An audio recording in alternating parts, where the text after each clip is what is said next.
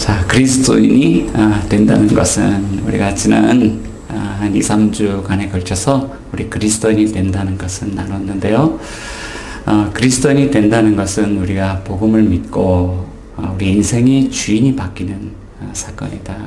그 이야기를 나누었고, 우리 인생의 새로운 주인이 바뀌게 될 때 우리가 노예로서 이렇게 새로운 억압을 이렇게 받는 삶이 아니라 오히려 그리스도 안에서 이 특권을 누리는 삶이다 라는 것을 우리가 나누었습니다. 자, 그런데 한번 우리가 이렇게 우리의 삶을 돌아보면 많은 경우에 우리가 예수를 믿고 그리스도인이 되었다고 하지만 그리스도 안에 있는 이 특권들을 잘 누리지 못할 때가 많은 것 같습니다. 신앙생활을 하지만 어느 순간에 기쁨이 메마르고 구원에 대한 감격이 사라지고 뭘 해도 힘들고 귀찮고 그런 삶의 순간들이 옵니다. 그렇죠? 지난주에 월요일부터 수요일까지 읽다 읽다 우리 공동체 주관으로 바이블 프로젝트 세미나가 있었습니다. 우리 읽다 읽다라는 이 공동체는요, 서울 경기도에 있는 지근거리 30분 안에 모일 수 있는 교회 목회자들이 모여서 형제간의 우애를 나누고 또 신학을 함께 공부하는 그런 학습 공동체입니다. 지난번에 우리 교회 오셔서 설교해 주셨던 김병현 목사님도 계시고 또 높은 교회 우리 이영훈 목사님도 계시고 또 함께 이런 좋은 것들을 나누고 있습니다. 이번에 우리 바이블 프로젝트라는 강의를 들었는데 이게 뭘까?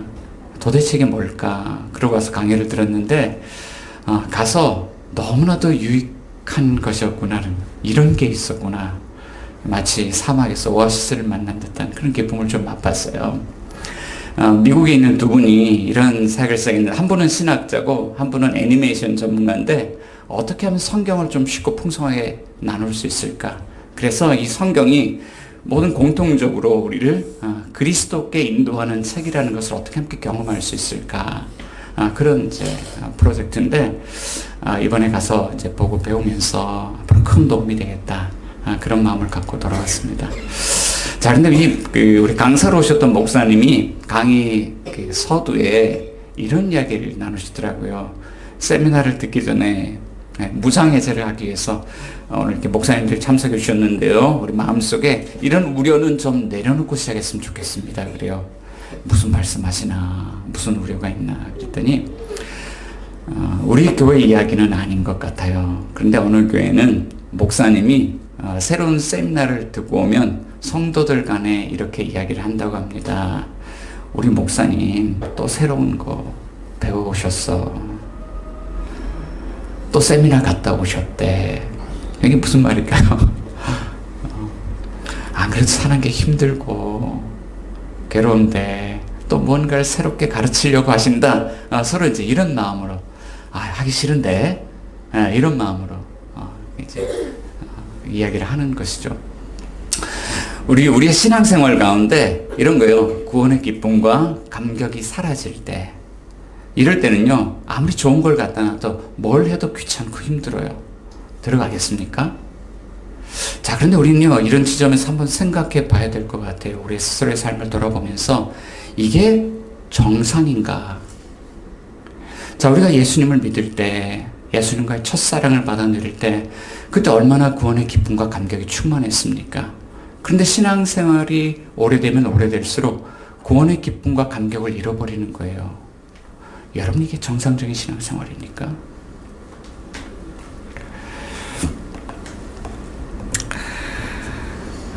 성경을 보면, 성경에 나오는 하나님의 사람들을 보면 이런 삶을 살아갑니다. 시간이 흐르면 흐를수록 주님과의 인격적인 교제가 깊어집니다. 하나님과 이웃을 향한 사랑이 마음속에 더욱 풍성해집니다. 그리고 복음과 하나님 나라를 위해 헌신된 그들의 삶에 기쁨이 날이 갈수록 더해갑니다. 우리 빌립보서 말씀 가운데 보면 이게 옥중 서신임에도 불구하고 이 서신의 제목이 별명이 있는데 기쁨의 서신입니다. 바울은 감옥에 갇혀서도 기뻐하는 모습 볼 수 있죠. 사도들이 그러했고요. 초대교회 성도들이 그러했습니다. 자, 그런데 왜 우리가 그런 삶을 살지 못할까? 어떻게 하면 우리는 그런 삶을 살아갈 수 있을까? 이것이 오늘 하나님이 우리에게 주시는 말씀이신 거죠. 자, 첫째로요. 자, 첫째로 우리 같이 한번 읽어보겠습니다. 시작. 신자는 자아 성찰을 통해서 마음의 상태를 잘 분별해야 한다. 이렇게 말씀하고 있습니다. 자기의 씨름을 스스로 돌아보고 우리의 마음의 상태를 이렇게 체크를 해야 된다는 그런 이야기죠. 자, 오늘 본문은 씨 뿌리는 자의 비유라고 불리기도 하고요. 어떤 성경에서는 씨 뿌리는 비유, 또 어떤 성경에서는 네 가지 땅에 떨어진 씨앗 비유, 이렇게 제목을 달아놨습니다. 자, 예수님께서 공생의 사역을 하실 때 예수님께 나오는 무리들에게 하나님 나라를 비유로서 가르치셨어요.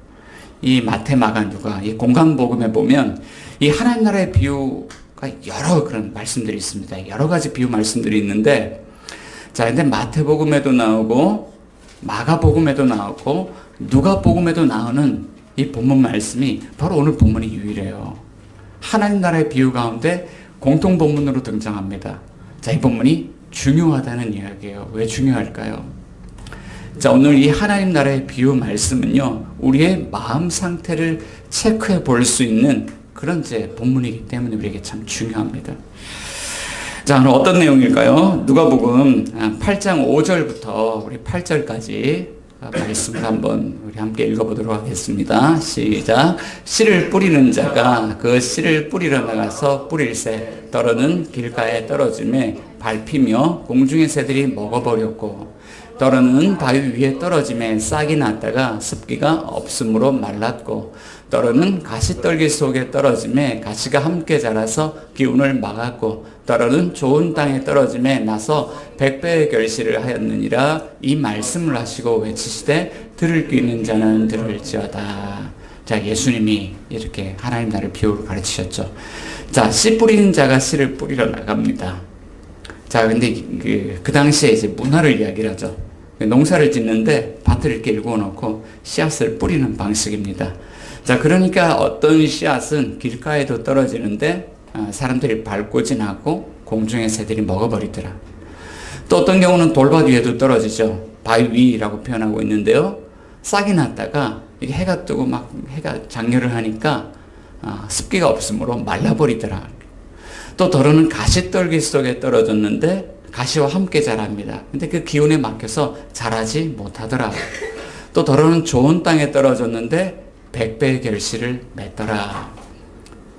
이렇게 말씀하고 있죠. 자, 그럴 때 예수님이 들을 귀 있는 자는 들을지어다. 자, 이때 제자들이 찾아와서 묻습니다. 선생님, 이 비유가 무슨 뜻입니까? 자, 보통 우리는 비유라는 어떤 이 문학 장르를 사용할 때 어떤 것, 어떤 개념을 쉽게 설명하기 위해서 우리는 비유로 가르칩니다. 자, 그런데 예수님은요, 이 비유를 반대로 가르치세요. 쉽게 알아듣지 못하도록 감추고 있습니다. 뭔가 비밀을 감추고 있습니다. 그런데 제자들에게는 밝게 드러내는 것이 허락되었다. 그래서 예수님이 10절부터 15절 사이에 이 뜻을 우리에게 풀어주시는 거예요. 자, 먼저 씨는요, 하나님의 말씀이다 라고 예수님께서 말씀하십니다. 자, 씨 뿌리는 자가 씨를 뿌립니다. 씨 뿌리는 자는 누구죠? 오늘 본문 안에서 자, 예수님이죠. 자, 예수님이 씨를 뿌리는데 이 씨가 하나님의 말씀이다라고요. 자, 예수님이 어떤 씨앗을 뿌렸을까요? 오늘 본문 안에는 그 내용이 자세히 나와 있지는 않습니다만 12절 가운데 보면 이 하나님의 말씀이 목적을 가지고 있죠. 씨를 뿌리는 목적. 12절 가운데 보면 그들이 믿어 구원을 이라는 내용이 있어요. 자, 예수님이 뿌리시는 그 씨앗, 그 하나님의 말씀은 믿으면 구원을 얻는 말씀, 믿으면 구원을 얻는 메시지입니다.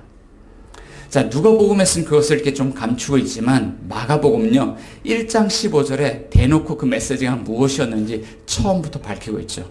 자, 예수님은 공생의 사역을 시작할 때 처음부터 이 메시지를 선포하셨어요. 함께 우리 많이 외우기도 하는 말씀인데요. 한번 읽어볼게요. 시작. 이르시되 때가 찼고 하나님의 나라가 가까이 왔으니 회개하고 복음을 믿으라 하시더라.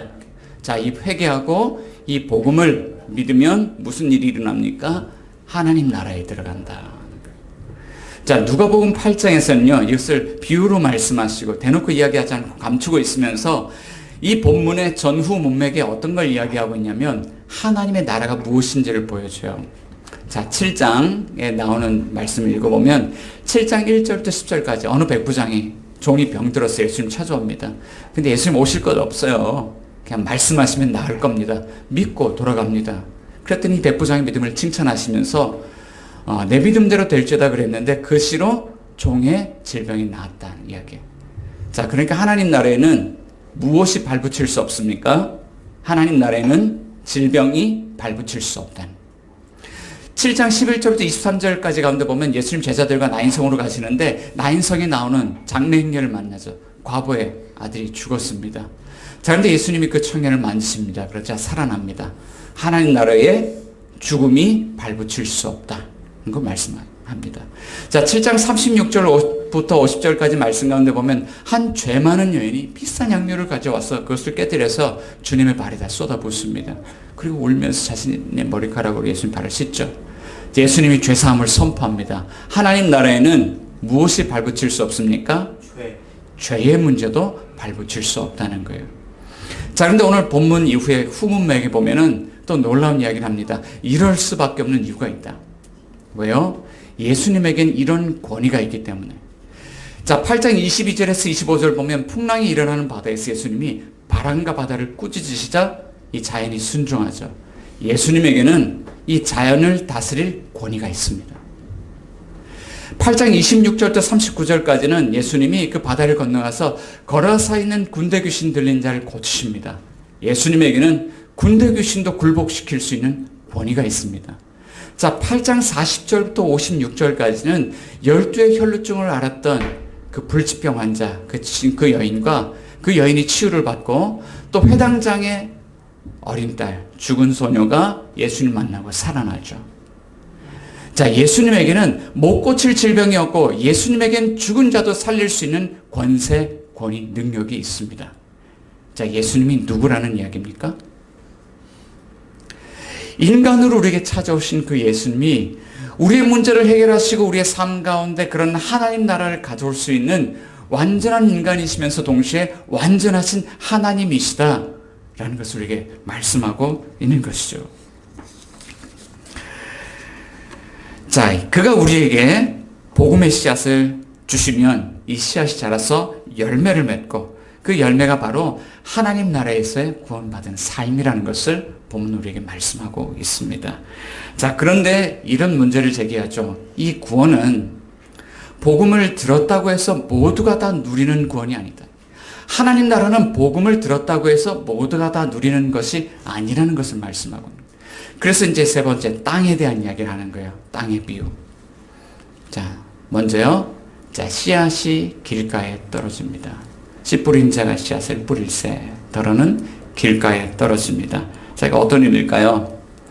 자, 이것은 이 복음의 씨앗, 이 복음의 메시지를 들을 때 마음의 상태가 길가와 같은 사람이에요. 그러니까 길가에 떨어지니까 밟히기도 하고 새들이 와서 쪼먹죠. 마찬가지로 공중권세 잡은 자인 마귀가 와서 복음을 빼앗아가 버립니다. 공중권세 잡은 자에게 사로잡혀 사는 사람들, 세속 문화에 사로잡혀 사는 사람들, 세상 문화 속에 사로잡혀 사는 사람들, 그게 다인 줄 아는 사람들, 그들은요 복음을 듣긴 듣지만 마귀에게 다 빼앗겨 버립니다. 왜요? 마귀는 그가 듣고 구원받는 것을 싫어하기 때문이죠. 자, 둘째로 더러는 씨앗이 바위 위에 떨어집니다. 여러분, 이것은 무슨 의미일까요? 자, 이 복음의 메시지를 들을 때 어떤 사람들의 마음은요 돌밭과 같습니다. 바위와 같습니다. 자, 바위 위에 흙이 얇게 쌓여져 있어요. 우린 가끔 바위 위에 풀꽃이 피어나는 것을 볼 때가 있습니다. 자, 그런 것처럼 씨앗이 떨어지니까 자랍니다. 그러나 햇빛이 장렬하니까 자라지 못하고 말라버리죠. 수분이 없습니다. 삶의 시련이 다가오는 거예요. 정말 이 복음을 들을 때 너무나도 기뻤지만 잠시 잠깐이에요. 삶의 시련이 다가오니까 이걸 갖다 수분을 공급할 능력이 없어요. 수분이 없으니까 말라버리죠. 자, 세 번째는요. 더러는 한 가지 설명을 더 했네요. 자, 근데 이 시련을 어떻게 이야기하냐면, NIV 성경을 보니까, in the time of testing, 그래서 시험 받을 때라고 이야기를 하죠. 자, 무엇을 시험하냐면, 우리가 복음을 들을 때, 이 복음을 가지고 열매를 맺을 수 있는지 없는지, 시험하신다. 그러니까 우리가 예수 믿어도요, 이 테스팅, 시험이 온다는 거예요. 자, 세 번째는 더러는 씨앗이 가시떨기 속에 떨어집니다. 가시덤불 속에 떨어져요. 자, 식물이 자라나는데요. 가시와 함께 자라납니다. 기운에 막혀 있습니다. 이것은 이생의 재물에 대한 유혹, 이생의 쾌락에 대한 유혹이 우리의 삶에 찾아온다는 것을 의미해요. 삶 가운데 너무나도 많은 염려, 근심들이 있죠. 돈에 대한 걱정, 일에 대한 걱정, 또 어디 놀러 가야 되는 걱정. 걱정이 너무 많다 보면 가시의 기운이 막혀서 이 복음이 잘 자라지 못해서 열매를 맺지 못하는 거예요. 자, 시련 다음에 유혹이 찾아오죠. 자, 네 번째는요.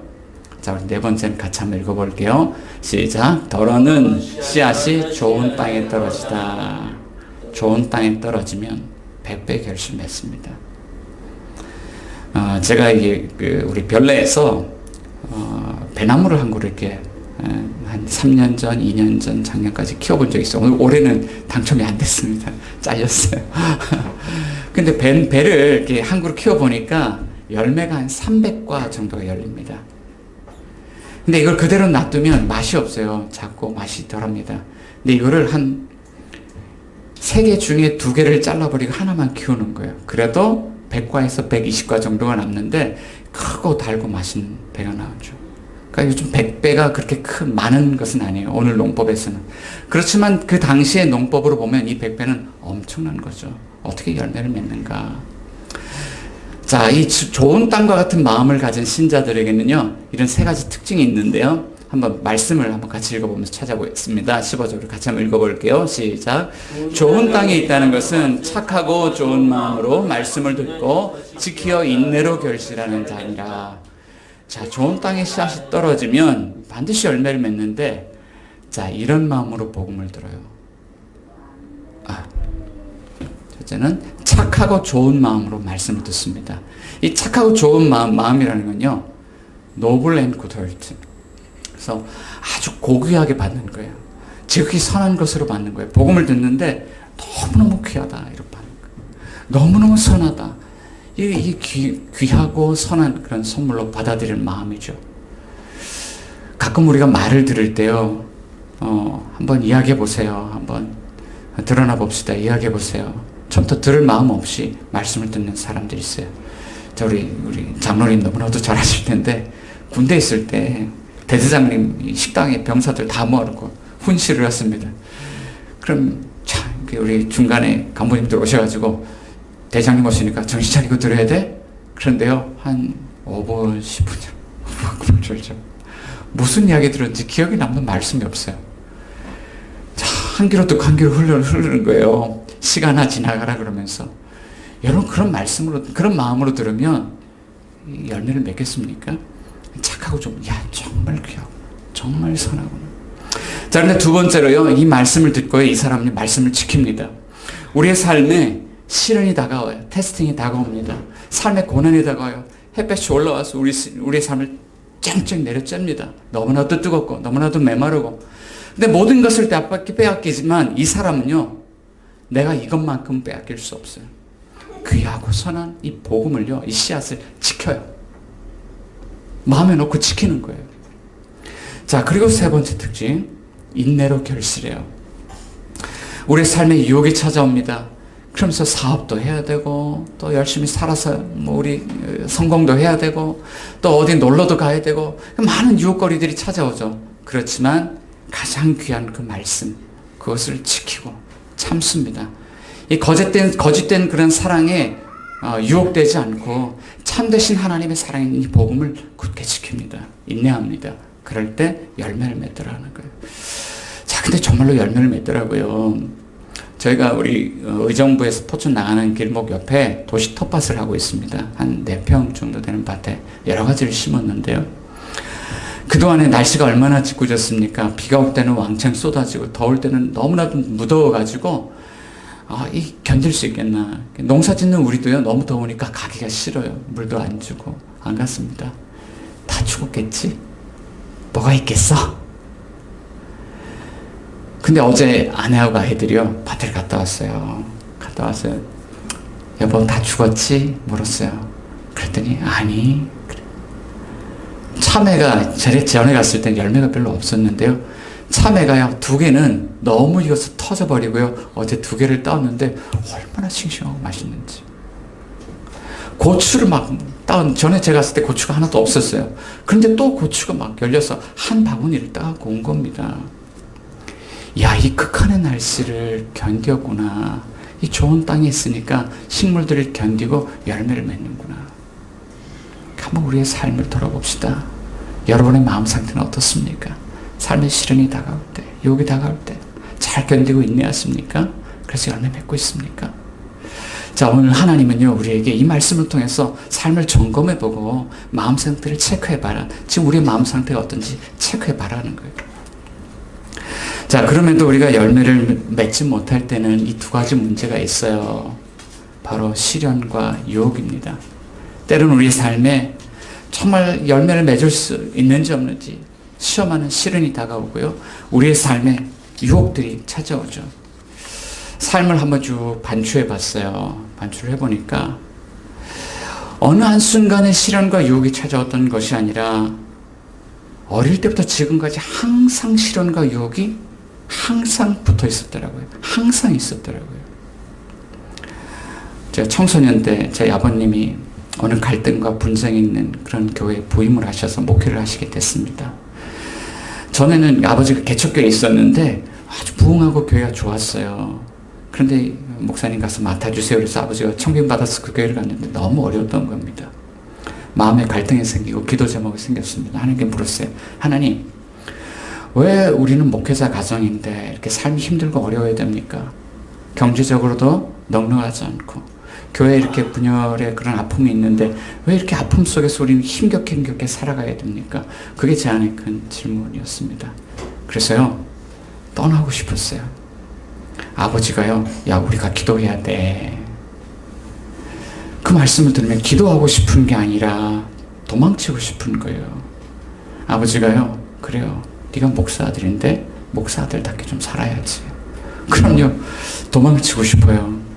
근데 도망을 못 쳐요. 아직 제가 너무나도 어렸고, 저희 집이 교회에 사택에 있었는데, 교회 안에 항상 살다 보니까요, 늘 마음속에 전쟁터 같았어요. 그러다 이제 대학을 가니까 너무 좋았죠. 해방이다.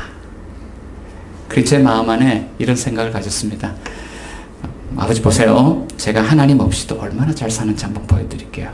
공부 열심히 해서 성공해서, 보란듯이 성공해서, 저만 잘 먹고 잘 사는 게 아니라 저 많은 그 직원들도 거느리고 이렇게 잘 살게 하는 그런 훌륭한 사람이 될 거예요.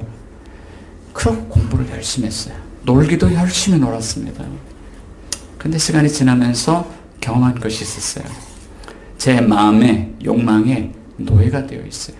일에 노예가 되어 있습니다. 공부에 포로가 되어 있습니다. 제가 공부를 해서 해방을 맛보는 것이 아니라 공부에 포로가 됐어요. 몸이 지쳐서 더 이상 공부할 수 없는 지경이 됐어요. 그때 하나님 저 항복이요, 그러고 돌아왔습니다. 신학을 공부했습니다. 목회를 시작했습니다. 제 삶은 자유로워졌을까요? 신학하고 목회를 하고 결혼을 하고 아이들을 낳아서 키우고 교회를 개척하는데요, 지난 주간만 하더라도요, 한 주간 살아가는 게 얼마나 버겁고 힘들지. 우리의 삶 속에 시련과 유혹이라는 거예요. 이런 것이, 이런 어떤 사이클을 타면서요, 항상 찾아오는 것 같아요. 베어버리고 뽑아버려도 사라지질 않아요. 그런데 성경을 읽어보면 그 답이 나오죠. 하나님 우리에게 말씀하십니다. 너의 죄 때문이라고. 아담과 하와가요, 에덴 동산에서 선악과 따먹지 말라고 하는 선악과를 따먹고 쫓겨날 때 하나님께 이런 말씀을 들었습니다. 우리 같이 한번 읽어보겠습니다. 3장 17절 시작. 아담에게 이르시되 네가 네 아내의 말을 듣고 내가 내게 먹지 말라는 나무의 열매를 먹었은즉 땅은 너로 말미암아 저주를 받고 너는 네 평생에 수고하여야 그 소산을 먹으리라. 땅이 내게 가시덤불과 엉겅퀴를 낼 것이라. 농사 지어본 분들은 아시죠? 가시덤불과 엉겅퀴가 얼마나 줄기차게 올라오는지.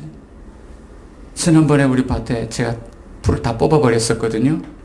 그런데 비가 한 차례 쏟아붓고요. 한 2, 3주 있다 밭을 갔습니다. 갔더니요. 풀이 더 빽빽하게 올라왔어요. 뽑히지도 않아요. 얼마나 이렇게. 어떻게 다 뽑았는데 어떻게 이렇게 또 거짓말같이 올라올 수가 있지? 얼마나 힘든지. 베어버리고 뽑아내도요. 또 올라오고 또 올라와요.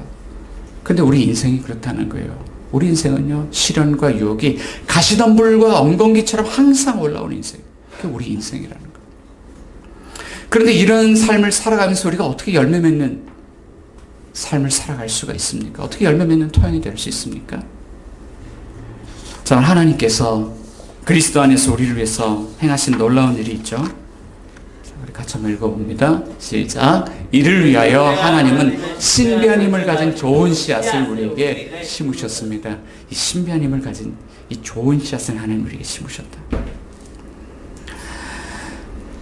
우리가 능력이 안 되는데 씨앗 자체에 능력이 있어서 올라와서 식물되고 열매를 맺는 거죠. 간직만 하면, 지키기만 하면 씨앗이 알아서 열매를 맺는 거예요. 자, 여러분 이 소설책을 한번 좀 읽어보셨을 것 같고 TV를 통해서도 한번 보셨을 것과 같은 잭과 콩나무라는 그런 소설인데요. 영국 소설인데 내용은 이렇습니다. 어느 마을에 한 가난한 집에 홀로 어머니와 아들이 둘이 함께 살아가고 있습니다. 어느 이 가정에 먹을 양식이 똑 떨어졌어요. 가진 것이라곤 한 마리 소밖에 없습니다. 이 남아있는 이 비실한 소를 이 어머니가 팔아야 되겠다. 그래서 아들에게 이걸 팔아다가 곡식으로 좀 바꿔오너라 시킵니다. 그런데 이 아들이 좀 모자라요. 소를 갖고 지나가다 어떤 한 남자를 만났습니다. 그 남자가 주머니에 콩 3알이 들어있는 것을 보여주면서 이 콩은 아주 신비한 힘이 들어있는 콩이야. 그 소하고 이 콩을 나랑 바꾸자. 그런데 이 아들이요, 바꿔서 집으로 돌아온 거예요. 룰루랄루랄루랄라. 어머니가 가서 어머니, 제가 소를 이 신비한 힘을 가진 콩으로 바꿔왔습니다. 어머니가 어떻게 반응했을까요? 너무나도 화가 났어요. 내가 이런 아들을 믿고 살아가다니 그냥 오늘 죽어야 되겠다. 그런 마음 아니었겠어요? 콩을 창밖으로 던져버립니다. 이 이야기의 결말은요, 이 씨앗이 정말 신비한 힘을 가지고 있어서 다음날 이 하늘까지 뚫고 올라가는 콩나무가 되는 것이죠. 그래서 이 잭이 이 나무를 타고 올라갔더니 거인성이 있었고 거기에서 황금알을 낳는 거인, 금화 주머니, 노래하는 하프를 훔쳐서 내려와서 콩나무를 베어버렸더니 거인은 떨어져 죽고 이 착한 소녀는 어머니와 함께 평생 행복하게 살았더라. 뭐 이런 이야기예요. 신비한 힘을 가진 씨앗이 있다 그러면, 슈퍼시드가 있다 그러면 열매 맺지 않겠습니까? 자, 오늘 본문을 보면요, 이 본문은요, 씨 뿌리는 자의 비유입니다. 자, 그런데 씨 뿌리는 자에 대한 이야기는 별로 들려주지 않아요. 자, 그런데 놀랍게도요, 씨 뿌리는 자로 오신 예수님이 자신을 씨앗이라고 말씀하는 본문이 있어요. 자, 요한복음 12장 23절 24절 가운데 보면, 자, 우리 같이 한번 읽어보겠습니다. 시작. 예수께서 대답하여 이르시되 인자가 영광을 얻을 때가 왔도다. 내가 진실로 진실로 너에게 이르노니 한 알의 밀이 땅에 떨어져 죽지 아니하면 한 알 그대로 있고 죽으면 많은 열매를 맺느니라. 자, 예수님 자신을 뭐라고 이야기합니까? 한 알의 밀 씨앗이다라고 말씀하시죠. 자, 이 말씀은 예수님께서 나귀 새끼를 타고 예루살렘 성읍에 입성하신 이후에 십자가 사건을 앞두고 하신 말씀, 인자가 영광을 얻을 때가 왔도다. 그런데 예수님 자신을 씨앗이라고 말합니다. 이 씨앗이 살아있으면 열매를 맺지 않지만 땅에 떨어져 죽으면, 예수님이 성육신에서 십자가의 대속적 죽음으로 죽고 그 죽음을 이기시고 부활하시면 이 씨앗이 열매를 맺는다. 이 씨앗 안에 어떤 능력이 있습니까? 믿기만 하면, 받아들이기만 하면 온 인류의 죄를 사할 수 있는 죄사함의 능력이 있고, 그 부활의 능력으로 온 인류에게 영원한 생명을 공급할 수 있는 생명의 능력이 들어있는 씨앗이다 라고 말씀하고 있죠. 자, 그런데 씨 뿌린 자가 씨앗이 된다는 이야기예요. 너무 아이러니하지 않습니까? 어떻게 농부가 씨앗이 될 수 있습니까? 어떻게 온 천한 만물을 창조하신 하나님의 말씀이신 그 분이 어떻게 인간이 되셔서 십자가의 제물이 되셔서 죽으실 수가 있습니까? 요한복음 3장 16절은 그 이유를 단순하게 우리에게 이렇게 알려줍니다. 하나님이 세상을 이처럼 사랑하사 독생자를 주셨으니, 하나님의 사랑 때문에, 하나님의 그 크신 사랑 때문에 하나님은 이 깨어진 세상, 무너진 세상 포기하지 않고 이 씨앗을 주신다는 거예요. 자, 그런데 이 씨앗을 고귀한 것으로, 지극히 선한 것으로 받고, 그것을 시련이 와도 지키고, 유혹이 와도 참고 인내하면 열매를 맺는데요. 그런 마음, 지키는 것, 인내하는 것, 이것을 우리 뭐라고 이야기합니까? 그것이 바로 주님이 우리에게 주신 선물, 믿음이에요. 그것이 믿음이고, 바로 그것이 그리스도 안에서 받은 이 축복들을 누리는 바로 그 열쇠라고 말씀하고 있죠. 오늘도 우리는 고백했습니다. 하나님 오늘 우리를 그리스도 안에서 용납해 주셨습니다. 우리는 그리스도 안에서 특별한 존재가 되었습니다. 우리는 그리스도 안에서 하나님의 가족 공동체에 속하였습니다. 그리스도 안에서 받은 이 특권들을 어떻게 누립니까?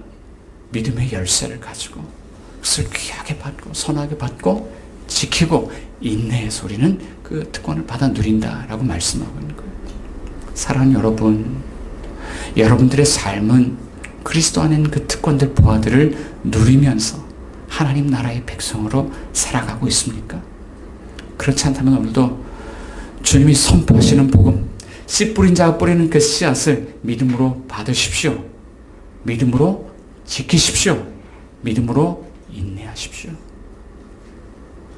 이 씨앗으로 말미암아 하나님 나라의 풍성한 복과 은혜를 누리는 저와 여러분들 다 되실 수 있기를 예수님의 이름으로 축원드립니다.